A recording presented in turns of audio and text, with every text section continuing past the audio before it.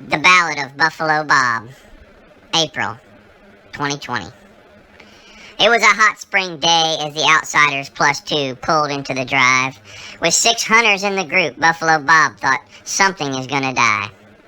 But turkeys were their target for this weekend's hunt.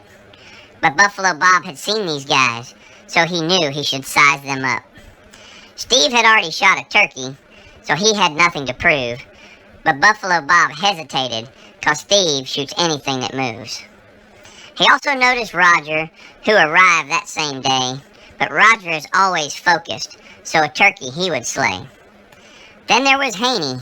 Buffalo Bob had never seen him in his life, but Bob was not worried, because before Haney shot, he would have to get permission from his wife. And then he saw Ronnie and his heart began to sink, but he knew Ronnie would be too busy bitching and trying to pull a prank. Then he eyed the next guy and thought, who is that elderly man? Wait a minute, that's Brad, and he don't have a crossbow in his hand. And then his radar went off, and he knew how this was going. That's when he saw his killer, Patrick, the Samoan. Steve started guiding and loaded Patrick in the truck. The only downside was Patrick couldn't shoot a shotgun worth of fuck.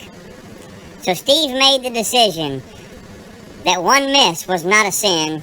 Patrick got another chance and missed the motherfucker again. Roger disappeared. He decided to take a hike from pass to pass, but soon he would arrive back with sweat pouring down the crack of his ass. Ronnie and Brad hunted the same area, looking for a tom. Instead, they laughed the entire time, and all the birds were gone. And where was Haney? Nobody really knows, but back at camp on Brad's bed were washed and folded clothes. The Outsiders got together and picked Patrick to make the shot. He was so excited, he dropped his damn rifle in the parking lot. But a spare was found, and we loaded up the buggies awaiting Scott's call. We hear Haney pray out loud, I hope they let me keep Buffalo Bob's balls.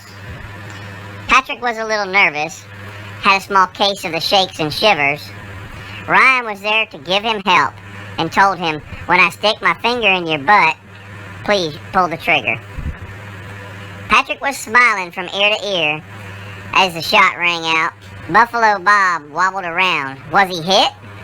With Patrick behind the gun, there was always a doubt. The herd surrounded Bob to protect one of their own, so the buggies fired up and moved into the kill zone.